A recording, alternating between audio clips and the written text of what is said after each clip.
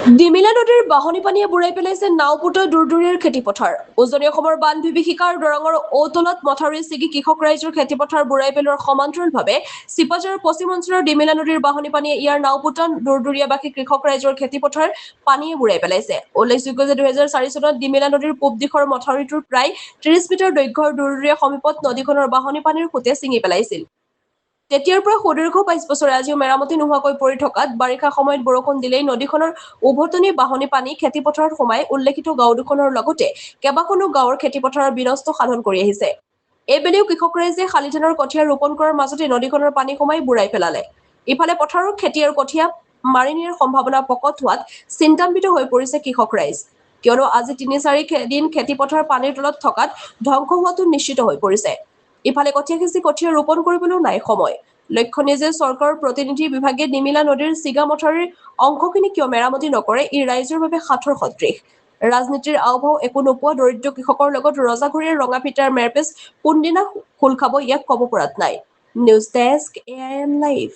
দূৰদূৰীয়াৰ মাথৰি, এইটো ডিমিলা নদীৰ মাথৰি, এই চেঙেলা পঞ্চায়তৰ গাঁও। ইয়াত এই খৰাটোৰ মাথৰি খৰাটো আজি বহু বছৰ আগত ভাঙি গৈছিল। এতিয়ালৈকে কোনো বান্ধাৰ ব্যৱস্থাও কৰা নাই, চুইচ গেট দিয়াৰো ব্যৱস্থা কৰা নাই। পৰমানন্দ ছাৰ একবাৰ আহি গৈছিল, আহি পেলাই কৈছিল 3 মাহত বনাই দিম বুলি কৈছিল। এতিয়ালৈকে 3 মাহ পাৰ হৈ গ'ল, আজিলৈকে ধৰ অহা নাই আৰু কোনো কাম এতিয়ালৈ কৰা নাই। গতিকে আমাৰ এই খৰাটোৰ ফলত আমাৰ পুখুৰী মাছ চাছ চব গুচি গ'ল। মাটি ৰুই উঠিছিলোঁ মুঠে, বেছি দিন হোৱাই নাই, মাটি ৰুই উঠিছিলোঁ, চব ৰোৱা তলত পৰি আছে, কঠীয়া চঠীয়া চব তল পৰি গ'ল। এতিয়া আমাৰ এনেকুৱা অসুবিধা হৈছে, মানে চলাৰ উপায় নাই। আমাৰ এইখিনি মানুহ মানে ৰাস্তা ঘাট পৰ্যন্ত পানী। গতিকে এইখিনি ছাৰক আমি অনুৰোধ কৰিছোঁ, মামাক অনুৰোধ কৰিছোঁ, মামাই যাতে আমাৰ এই খৰাটোত যেনেকৈ নহওক চুইচ গেট বা কিবা এটা মাথৰিটো বান্ধি হ'লেও চুইচ গেট হ'লেও যিকোনো এটা মানে উপায় কৰি দিলে আমি নথৈ আনন্দিত হ'লো হয়। ল'ৰা ছোৱালী আজি ইয়াতে 3খন জেগা, নাওপতা, বগাচলা আৰু চেঙেলীয়া, এনেকৈ 4খনমান জেগাৰ ল'ৰা ছোৱালী এইপিনি আপ ডাউন কৰে স্কুলক লাগি, লাউজন চাৰিআলিলৈ স্কুলত যায়। এতিয়া সেইখিনি চলি যাব নোৱাৰাৰ কাৰণে আমি এই দলংখন, বাঁহৰ দলংখন আমি কেইটামান লগ লাগি আমি দলংখন দিছোঁ। ইতিমধ্যে ৰাইজে কৰিছোঁ। ইয়াত কোনো মানে বিভাগীয় মানুহক পইচা পাতি দিয়া নাই। সুধিলে কয় কিবা হেৰি মাথৰিটো ইণ্ডিয়া হেৰিৰ আছে বুলি কৈছে, তাতে সুধিব লাগিব কিবা, এতিয়া আমি কৰিব নোৱাৰোঁ এনেকুৱা বুলি কথাবিলাক কয় আৰু। সেইটো কাৰণে আমি নিজেই উপায় নাপাই বাঁহ তুলি। হয়, মই ক'ব বিচাৰিছোঁ যে আমাৰ এই দূৰদূৰীয়া গাঁৱৰ ডিমিলা নদীৰ আজি 2004 চনতে ছিঙি গৈছিলে আমাৰ এই মাথাউৰিটো। এতিয়ালৈকে আমি বহুত কেইবাৰ মানে চৰকাৰক ধৰ হেমন্ত বিশ্ব শৰ্মা ডাঙৰীয়াক বহুত কেইবাৰ আমি অনুৰোধ কৰি কৈছোঁ যে আমাক অতি সোনকালে দলংখনৰ ব্যৱস্থা কৰি দিব লাগে। কাৰণ আমাৰ এতিয়া মানে আমি মাটি খেতি কৰিলোঁ, মানে গোটেই মাটি আজি 15 দিনে হৈ গ'ল, মানে বানপানীৰ তলত আছে। কাৰণ কঠীয়াও শেষ হৈ গ'ল, এতিয়া আকৌ আমি কঠীয়া পাৰিবৰো সময় নাই, আৰু এতিয়া মাটি আমি কেনেকৈ ৰুম, কাৰণ বানপানী বাৰে বাৰে আহি থাকে। আৰু এই দলংখনৰ মানে আমি আজি 2004 চনৰে পৰা এতিয়ালৈকে আমি দলংখনৰ যদি নিজে কাম কৰিবলগীয়া হয়, আমি চৰকাৰৰ ফালৰ পৰা কি সাহাৰ্য পাইছোঁ? আমাক অতি সোনকালে দলংখনৰ মানে ব্যৱস্থা কৰি দিব লাগে, এইটোৱে মোৰ ক'বলগীয়া।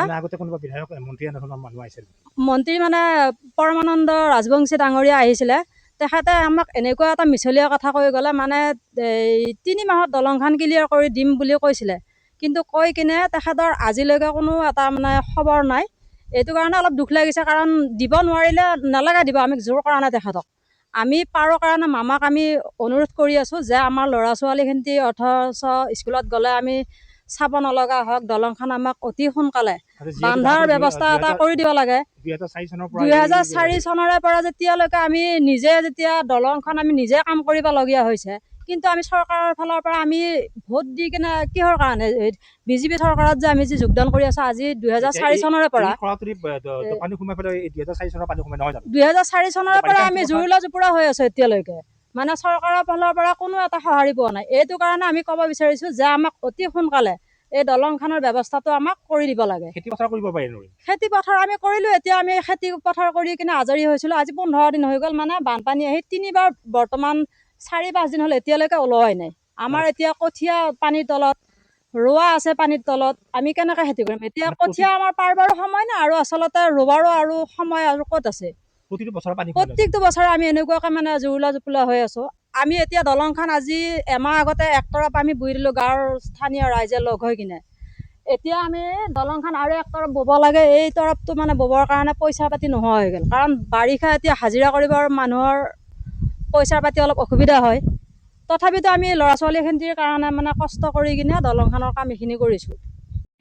যিকোনো খবৰ আৰু বিজ্ঞাপনৰ বাবে যোগাযোগ কৰক 7896121996।